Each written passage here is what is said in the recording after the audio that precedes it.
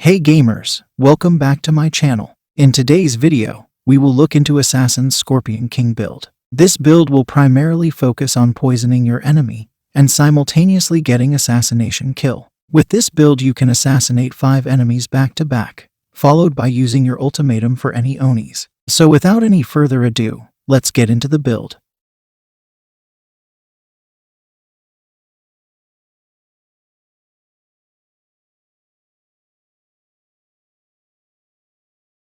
For our ultimate, we have Shadow Strike. For our class ability, we are going with Toxic Vanish. This will poison the surrounding enemies and stagger them, for us to dispose of them easily. For our perk 1, we are going with Legendary. This will enable us to equip an additional legendary item. For our perk 2, we are going with Deadly Nightshade. This ensures our poison will cause damage to enemies' health. For our perk 3, we are going with Chain Vanish. This will ensure we will re-vanish when we get a successful assassination kill. This is a necessary combo for us to get 5 kills back to back. Now let's get into our gear. For our katana, we are going with a Moon Katana for a change. This is very effective against brutes, but most importantly, heavy attacks do extra stagger damage which will be very useful against Onis. For our property 1, we are going with Perfect Parry Window. You can also choose Melee Resolve Gain if you want. For our property 2, we are going with Ability Cooldown Reduction. For our perk, we are going with Poison Blade and Moon Master. For our ranged, we are going with Blowgun. For our property, we are going with Stealth Attack Damage and Status Effect Damage.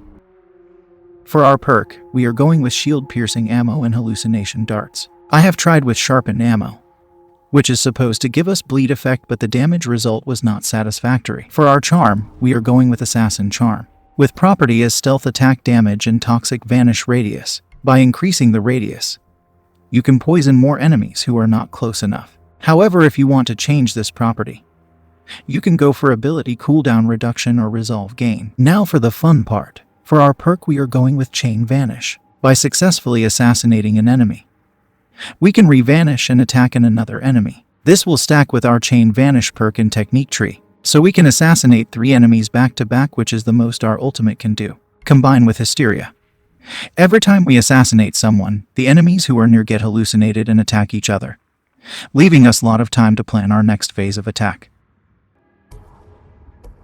For our ghost weapon 1, we are going with Spirit Kunai. Getting a kill with this kunai will lower all cooldown by 10 seconds. It is essential we get a lot of kills with the kunai to lower our cooldown. However, since our build is so OP when it comes to assassination, it gives us very little space to use this. You can either go for normal kunai if you are not getting proper kill, or you need to learn how to use kunai effectively. Remember, getting 2 kills with this kunai will immediately reset our kunai cooldown. For our property, we are going with Ghost Weapon Damage and Cooldown Reduction on kill. For our perk, we are going with Supermassive and Hidden Blades. For our Ghost Weapon 2, I know, Bottle of Liquid Courage is so famous that everyone wants to use it on every build. So if you want, you can go for Bottle of Liquid Courage. But for our build, we are going with Smoke Bomb, the Mist of Yagata. For our property, we are going with Stealth Attack Damage and Cooldown Reduction on kill. For our perk, we are going with Munitions and Sudden Resolve. Note that Sudden Resolve will only fills the first resolve and not one resolve. So if your first resolve is already fill, it's a waste of perk. So you can go with Lucky as an alternative. But Black Powder is no go, as we want our enemies to stay as close as possible to get the kill. The idea behind this build is to start with Smoke Bomb. Get the first resolve, kill 2 enemies under the cover of Smoke Bomb. Use your class ability and kill 3 enemies and get resolve to maximum to finish any Oni standing. Now let's go and try our build.